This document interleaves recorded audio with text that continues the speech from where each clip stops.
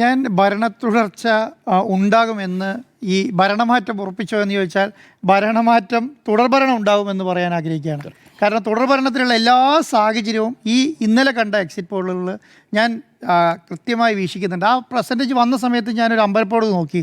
കാരണം എന്താ ഇങ്ങനെ വരുന്നത് എന്നുള്ളത് ഞാൻ വിചാരിക്കുന്നത് പ്രീ പോളിനെയാണ് ഞാനിതിനെ ഒരു കേസ് സ്റ്റഡി ആയിട്ട് എടുക്കാൻ ഉദ്ദേശിക്കുന്നത്. എന്താണ് പ്രീ പോള്? ഇലക്ഷന് തലേ ദിവസം, കാരണം സാധാരണ ഇലക്ഷൻ്റെ ഇലക്ഷൻ ഡിക്ലെയർ കഴിഞ്ഞാൽ പ്രീ പോൾ അങ്ങനെ സമ്മതിക്കാത്തതാണ് ഇലക്ഷൻ കമ്മീഷൻ. പക്ഷേ ഇപ്രാവശ്യം അങ്ങനെയായിരുന്നില്ല. ഇലക്ഷൻ പ്രീ പോൾ എന്ന് പറഞ്ഞാൽ നമ്മുടെ നിശബ്ദ പ്രചരണത്തിൻ്റെ അന്ന് നിശബ്ദ പ്രചരണം തുടങ്ങുന്നതിൻ്റെ തലേ ദിവസം വൈകുന്നേരം വരെ പ്രീ പോളിനുള്ള അവസരം മാധ്യമങ്ങൾക്ക് കൊടുത്തിരുന്നു. നമ്മളടക്കം കേരളത്തിലെ പ്രധാനപ്പെട്ട മലയാളത്തിൻ്റെ എല്ലാ ചാനലുകളും, ഏകദേശം 9 ചാനലുകളുണ്ട്. അതിനകത്തൊരു 70% ചാനലുകളും പ്രീ പോൾ ഫലം പ്രഖ്യാപിച്ചു എന്നുള്ളതാണ്. അതിൻ്റെ അകത്തൊരു 70% ചാനലുകളും, പ്രധാനപ്പെട്ട 70% ചാനലുകളും തുടർഭരണം കേരളത്തിൽ ഉണ്ടാകും എന്ന് പ്രവചിച്ച ഒരു സമയമായിരുന്നു.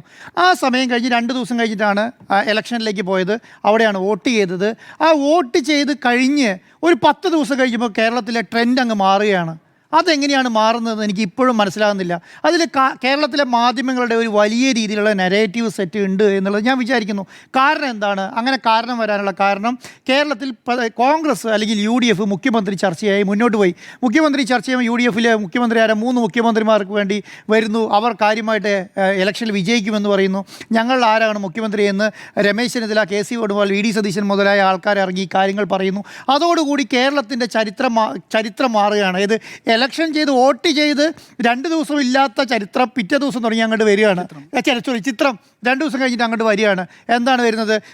UDF അധികാരത്തിൽ വരാൻ പോകുന്നു, കേരളത്തിലെ UDF മുഖ്യമന്ത്രിക്ക് വേണ്ടി സ്ഥാനം ഉറപ്പിക്കാൻ വേണ്ടി ശ്രമം നടത്തുന്നു എന്നുള്ള രീതിയിൽ വരികയും അത് കഴിഞ്ഞ് സാധാരണ സംസ്ഥാന ഇലക്ഷൻ ഡിക്ലെയർ ചെയ്ത് നെക്സ്റ്റ് ഡേ നമുക്ക് എക്സിറ്റ് പോൾ വരും. പക്ഷേ ഇതെന്താ ഇപ്രാവശ്യം പല സ്റ്റേറ്റിലും പല സമയങ്ങളിലായതുകൊണ്ട് 29-ാം തീയതി വരെ എക്സിറ്റ് പോളിന് സമയം കിട്ടുകയാണ്. 29-ാം തീയതി വൈകുന്നേരം വന്നിട്ട് എക്സിറ്റ് പോൾ പ്രഖ്യാപിക്കുമ്പോൾ എല്ലാം ഈ ട്രെൻഡിൻ്റെ ഭാഗമായി UDF എവിടെ മുഖ്യമന്ത്രി ചർച്ച നടത്തിക്കൊണ്ടിരിക്കുകയാണ്. അപ്പോൾ വന്നിട്ട് UDFന് അധികാരം കിട്ടില്ല എന്ന് പറഞ്ഞാൽ എന്തായിരിക്കും അവസ്ഥ എന്നുള്ള? ആരാണ് എക്സിറ്റ് പോൾ നടത്തുന്നത്?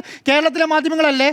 പിന്നെ ഡൽഹിയിലും ബോംബെയിലും ഹരിയാനയിലും ഗുജറാത്തിലും ഇരിക്കുന്ന ആൾക്കാരാണ് എക്സിറ്റ് പോൾ നടത്തുന്നത്. അവിടെ നടത്തിയിട്ട് നേരത്തെ നിങ്ങൾ പറഞ്ഞ പോലെയാണ് 20,000 സാമ്പിൾ എടുക്കുന്നു. ഹെലികോപ്റ്റർ എടുത്ത് പോലും കാണാൻ പറ്റില്ലെങ്കിൽ അങ്ങനെയുള്ളവർ വരെ 9 ഇന്നോവയിൽ നടന്നു എന്നൊക്കെ പറഞ്ഞിട്ടാണ് എക്സിറ്റ് പോൾ ഇറക്കുന്നത്. അതിൻ്റെ അകത്ത് TVക്ക് അധികാരത്തിൽ വരുന്നു. പിന്നെ ബംഗാളിൽ മമതാ ബാനർജി അധികാരത്തിൽ വരത്തില്ല, അവിടെ നരേന്ദ്രമോദിയാണ് അധികാരത്തിൽ വരുന്നതെന്ന് പറയുന്നു. അതും വലിയ മാർജിനിൽ വരുന്നു എന്ന് പറയുന്നു. ഇതൊക്കെ നമ്മൾ വിശ്വസിച്ചിട്ട് ഇവിടെ കേരളത്തിൽ UDF അധികാരത്തിൽ വരണം എന്ന് പറഞ്ഞാൽ അത് വിശ്വസിക്കാൻ തൽക്കാലം സൗകര്യമില്ല എന്നുള്ളതാണ് ഏറ്റവും പ്രധാനപ്പെട്ട കാര്യം. കാരണം എന്താണ്? ഞാൻ സ്റ്റഡി ചെയ്ത കണക്ക് പ്രകാരമാണെങ്കിൽ ഞാൻ ഏകദേശം ഒരു 42% മേലെ UDFന് വോട്ടിംഗ് പെർസെൻറ്റേജ് കിട്ടണം കേരളത്തിൽ. 42%, കുറഞ്ഞത് 40% മേലെയെങ്കിലും വോട്ടിംഗ് പെർസെൻറ്റേജ് കിട്ടണം. എന്തുകൊണ്ടാണ് അങ്ങനെ കിട്ടണം എന്ന് പറയുന്നത്? UDFൻ്റെ വോട്ടുകൾ പോക്കറ്റ് ബേസ്ഡ് ആണ്. മലപ്പുറത്ത് 100% കിട്ടും, അല്ലെങ്കിൽ 80% കിട്ടും എന്ന് കൂട്ടിക്കോളൂ. 80% UDF അനുകൂലമാണ്. കോഴിക്കോട് ഏകദേശം 45-46% മേലെ UDFന് അനുകൂലമായിട്ട് കിട്ടും. അതുപോലെ നേരെ തിരിച്ചുമാണ് കൊല്ലത്തും പാലക്കാടും തൃശ്ശൂരിനും LDFന് അനുകൂലമായിട്ടാണ് വോട്ട് ചെയ്യപ്പെടുക. അപ്പം ഇതെല്ലാം കൂടി കേരളത്തിലെ കണക്കെല്ലാം കൂടി എടുത്തിട്ട് 45% കിട്ടാൻ പോവുകയാണ്. 45% കിട്ടുമ്പോൾ UDF അധികാരത്തിൽ വരും എന്ന് പറഞ്ഞിട്ട് കാര്യമില്ല.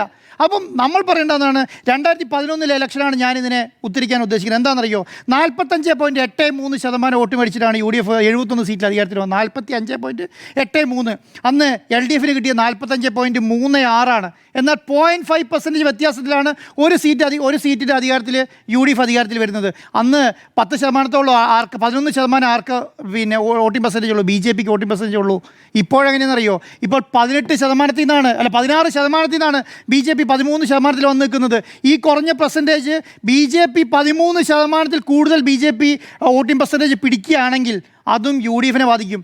നമ്മൾ ഈ പറയുന്നത് പോലെ ആരെങ്കിലും എന്തെങ്കിലും പറയുന്നത് കേട്ടിട്ട് അത് വിശ്വസിച്ചിട്ട് ഇതാണ് കേരളത്തിൽ നടക്കാൻ പോകുന്നതെന്നും ഇതാണ് കേരളത്തിലെ അവസ്ഥ എന്ന് പറഞ്ഞിട്ട് എനിക്ക് വന്ന സസ്പെൻഷൻ ഓർഡർ മേശപ്പുറത്തിരുന്നോട്ടെ, അടുത്ത സർക്കാർ വരുമ്പോൾ അത് ഞാൻ പോക്കറ്റിൽ കുത്തിക്കൊണ്ട് നടക്കും എന്ന് പറയുന്നത് കേട്ട് വിശ്വസിച്ചിട്ട് ഇതാണ് കേരളത്തിൽ നടക്കാൻ പോകുന്നതെന്ന് പറയുന്നത് കേൾക്കാൻ ഒരു ഉദ്ദേശമില്ല എന്നുള്ളതാണ്.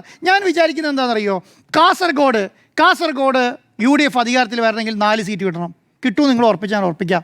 എറണാകുളത്ത് 0 മാർജിൻ, ഒരു ഒറ്റ സീറ്റ് പോലും LDFന് കിട്ടാൻ പാടില്ല എന്ന് പറഞ്ഞാൽ ഓക്കെയാണ്, ഞാൻ സമ്മതിക്കാം.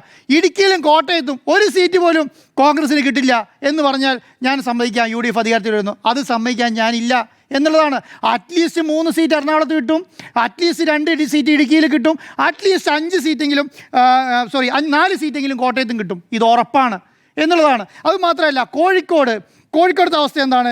കോഴിക്കോട് നമ്മൾ പറയുന്നത് പിന്നെ 13 സീറ്റെങ്കിലും UDF കിട്ടും എന്നുള്ളതാണ്. 12 സീറ്റെങ്കിലും കിട്ടും, 13 സീറ്റൊക്കെ ഉറപ്പിക്കാം എന്നുള്ളതാണ്. 7 സീറ്റ് കിട്ടിയാൽ തന്നെ LDF കോഴിക്കോട് 7 സീറ്റ് കിട്ടിയാൽ തന്നെ ഭരണ തുടർച്ച ഉണ്ടാവും എന്നുള്ളതാണ്. അപ്പോൾ നമ്മൾ ഈ പാലക്കാട്, കോഴിക്കോട്, തിരുവനന്തപുരം ഒക്കെ ഇപ്പൊ കഴിഞ്ഞ എറണാകുളം ഡിസ്ട്രിക്ട് തദ്ദേശ തെരഞ്ഞെടുപ്പിന്റെ സമയത്ത് 0 ആണ്. ഞാനത് പറയാൻ കാരണം മാധു, 60 സീറ്റാണ് ഈ പഞ്ചായത്ത് ഇലക്ഷനിൽ. ഇത്രയും ട്രെൻഡ് ഉണ്ട്. 534 പഞ്ചായത്തുകളിലേക്ക് UDF അധികാരത്തിൽ വന്നപ്പോൾ LDF പഞ്ചായത്ത് കാൽക്കുലേറ്റ് ചെയ്യുമ്പോൾ കിട്ടുന്നത് 60 സീറ്റ്, ഏകദേശം 33.5% വോട്ട് അവിടെ ഉണ്ട്. അത് അല്ല ഞാൻ പറയുന്നത്. അപ്പം അത് എന്തുകൊണ്ടാണ് അങ്ങനെ കിട്ടുന്നത്? എന്തുകൊണ്ടാണ് ഞാൻ പറയുന്നത്? മുസ്ലിം കൺസോൾട്ടേഷൻ നടന്നു എന്ന് പറയുന്ന സമയമാണല്ലോ. വലിയ രീതി മുസ്ലിം കൺസോൾട്ടേഷൻ അല്ലെ ന്യൂനപക്ഷ കൺസോൾട്ടേഷൻ നടന്നു എന്ന് പറയുന്ന സമയമാണല്ലോ. ഈ നടന്നു എന്ന് പറയുന്ന സമയങ്ങളിൽ കൂടെ ഇത്രയും സീറ്റ് എവിടെ കിട്ടുന്നുണ്ട്? അന്ന് എന്തൊക്കെയാണ് പ്രശ്നങ്ങൾ? ന്യൂനപക്ഷ കൺസോൾട്ടേഷൻ നല്ല രീതിയിലുണ്ട്. വെള്ളാപ്പള്ളി നടേശൻ്റെ ഇഷ്യൂ ഭയങ്കരമായി കേരളത്തിൽ ചർച്ച ചെയ്ത സമയമാണ്. ഈ പറഞ്ഞ ശബരിമല ഇഷ്യൂ വലിയ രീതിയിൽ ചർച്ച ചെയ്താണ്. 2 കാരണങ്ങളാണ്. ഒന്നാമത്തെ കാരണം എന്ന് പറയുന്നത് വെള്ളാപ്പള്ളി നടേശൻ്റെ സംസാരം കൊണ്ട് മുസ്ലിം കൺസോൾട്ടേഷൻ നടക്കുകയും ഈ ശബരിമല ഇഷ്യൂ കൊണ്ട് ഈ പറഞ്ഞ ഹിന്ദുക്കളുടെ വോട്ട് നഷ്ടപ്പെടാൻ സാധ്യതയുള്ള സമയത്തും കൂടെ എന്താണ് സംഭവിച്ചത്? ഈ 60 സീറ്റ് LDF കേരളത്തിൽ കിട്ടി. ആ 60 സീറ്റ് ഇനി അത് കഴിഞ്ഞിട്ട് ഞാൻ നേരത്തെ പറഞ്ഞ പോലെ ഈ പ്രീ പോൾ സർവേ നടക്കുന്ന സമയമുണ്ട്. ഈ ഇലക്ഷൻ്റെ സമയത്ത് ഈ ശബരിമല ചർച്ചയായിട്ടില്ല എന്ന് വിശ്വസിക്കുന്ന ആളാണ് ഞാൻ. ഈ ഇലക്ഷൻ്റെ സമയത്ത് ചർച്ചയായിട്ടില്ല. മാത്രമല്ല, വയനാട്ടിലെ വീട് കൊടുക്കാത്ത പ്രശ്നം കോൺഗ്രസിന് തിരിച്ചടിയാകുകയും ചെയ്തിട്ടുണ്ട് ആ സമയത്ത്.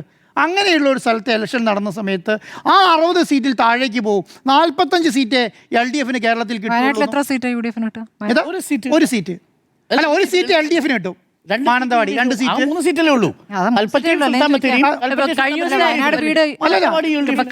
നമ്മുടെ വാർത്ത അനുസരിച്ച്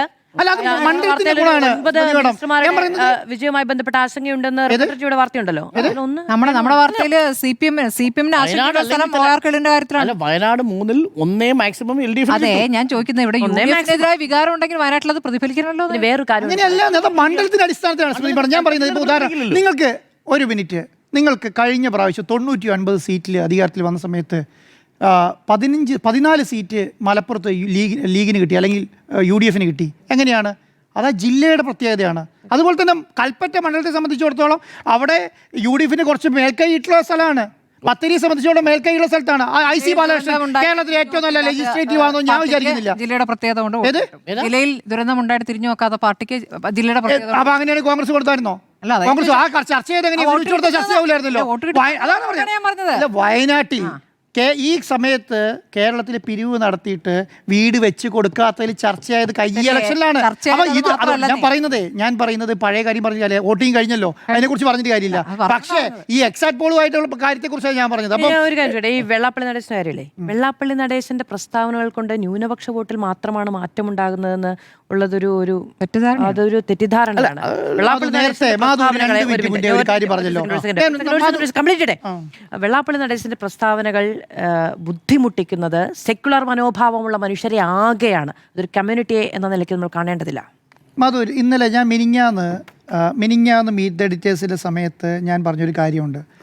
ഈ ലീഗിനോട് അഭിപ്രായം ചോദിക്കാതെ കേരളത്തിൽ ഒരു ഞാനത് വർഗീയതയായി കണക്കാക്കി നമ്മൾ തർക്കിക്കുകയും മാധു എന്നോട് വലിയ രീതിയിൽ തർക്കിക്കുകയും ചെയ്ത കാര്യം.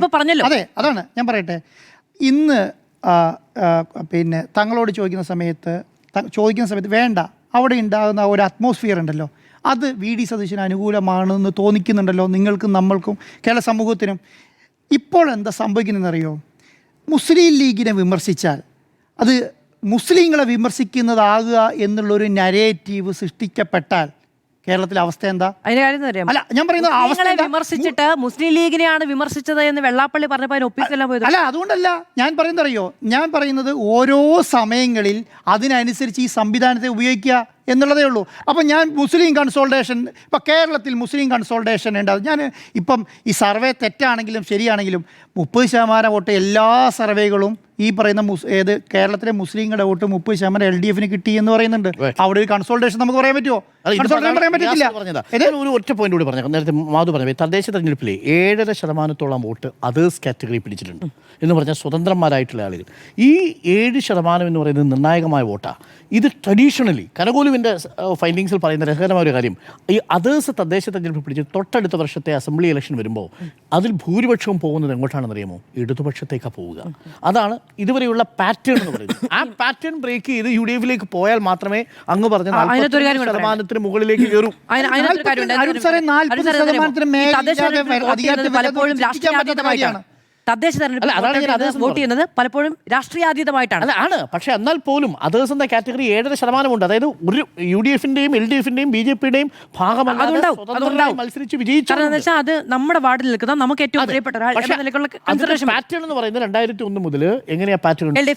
അതിൽ 7% ഉണ്ടെങ്കിൽ ഒരു 50%, 60% LDF-ലേക്ക് പോകുന്നു എന്നുള്ളതാണ് പാറ്റേൺ. അത് ബ്രേക്ക് ചെയ്യണം. അല്ല, ഈ കേരളത്തിലെ പ്രധാനപ്പെട്ട MLA-മാരെല്ലാം ഇലക്ഷൻ ശേഷവും ഇലക്ഷന് മുൻപും ഈ പറഞ്ഞ പോലെ അവരുടേതായ മണ്ഡലങ്ങളിൽ സർവേ നടത്തിയിട്ടുണ്ട്.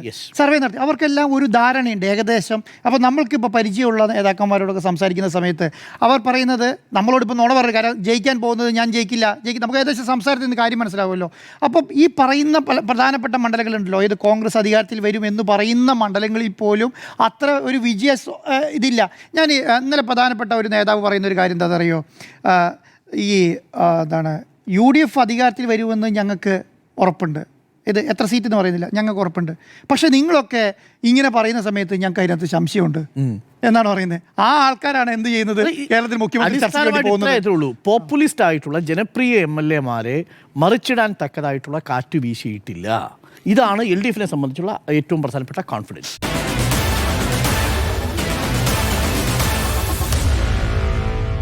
Meet the editors.